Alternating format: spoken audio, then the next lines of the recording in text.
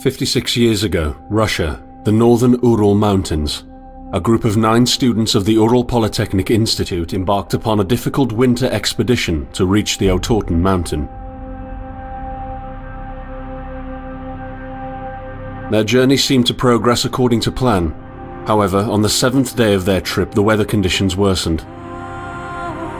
They lost their orientation and were forced to set up a camp on the slope of the mountain called Kholat Siakal. It was their last stop. 3 weeks later in Yekaterinburg, when their families received no word of their success, the first rescue expeditions were sent.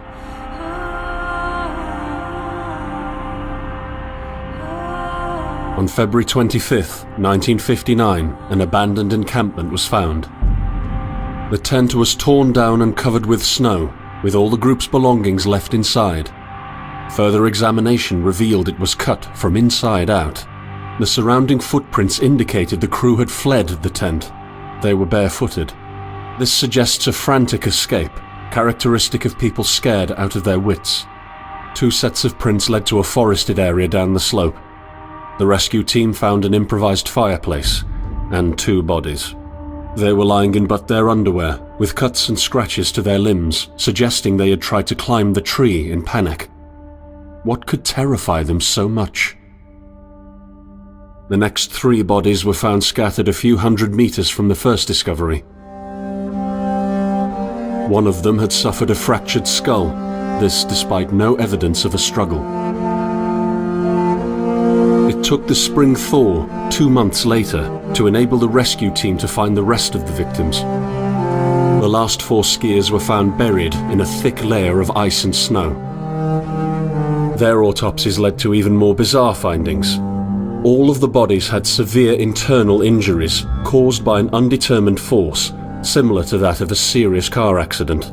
No external damage nor bruises were visible, besides a tongue ripped from one victim's mouth and a strange orange skin color. Much speculation arose from these puzzling events. Such theories included attack from the local tribesmen, from an avalanche, or animals. Each theory, however, only served to create more questions.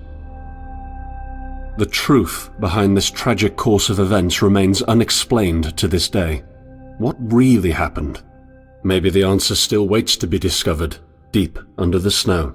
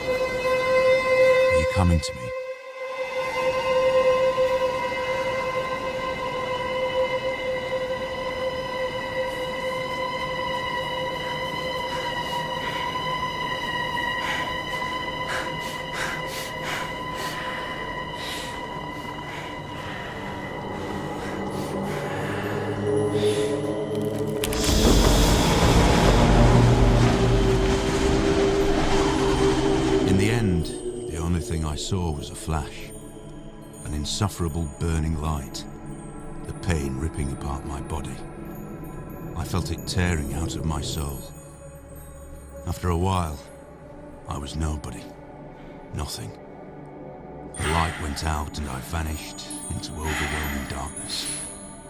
I welcomed the end with delight.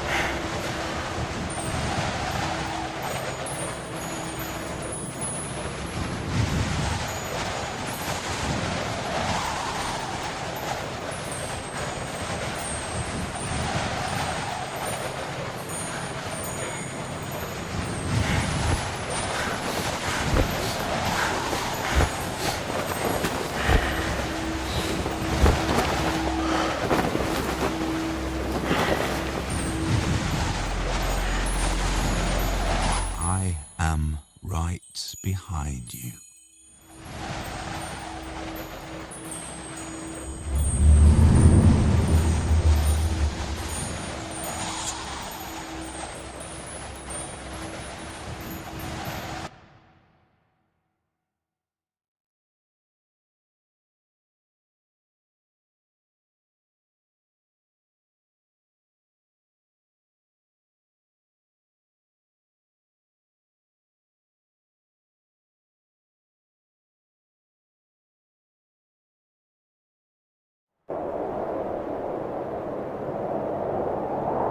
Have you ever tried to hold on to your humanity when others convince you of being no more than a subject, an object, which they can bend to their will? When they told you that you were a monster that deserved punishment, when you could really not remember your sins, when they took away your loved ones, leaving you to rot in the dark. The problem is that in their darkness, you have never been alone.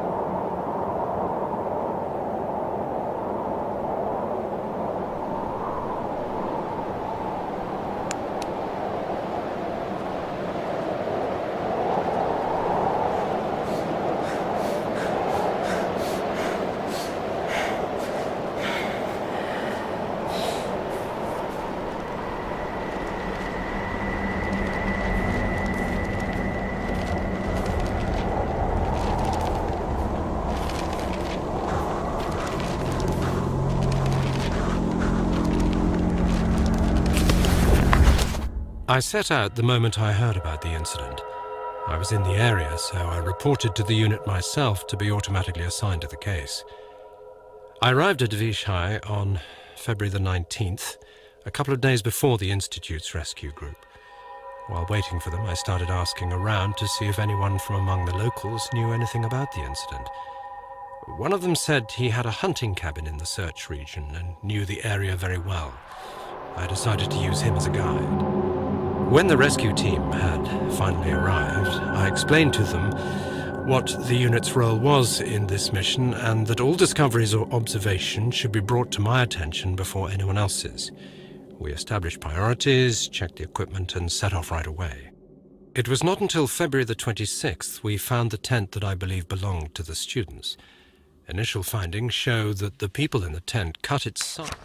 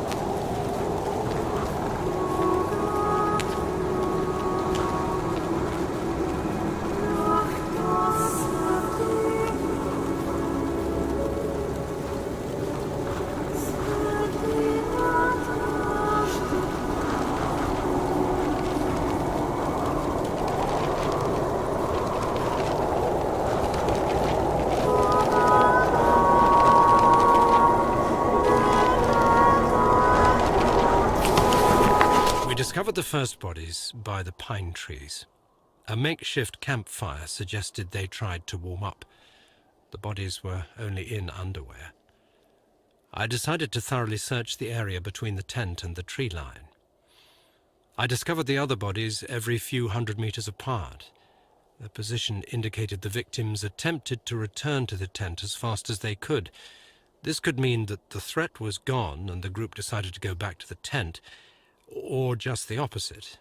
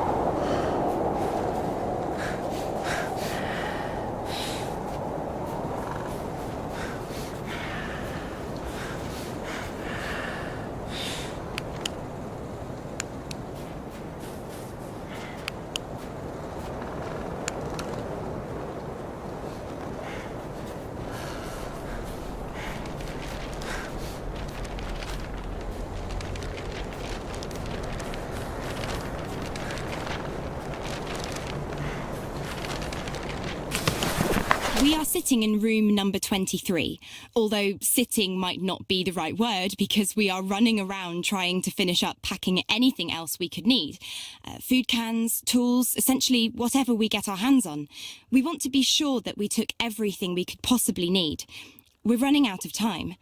Damn it, where did I put my belt? I'm sure we forgot about something. We're almost ready. We lost the knife. We're counting the money. We're leaving...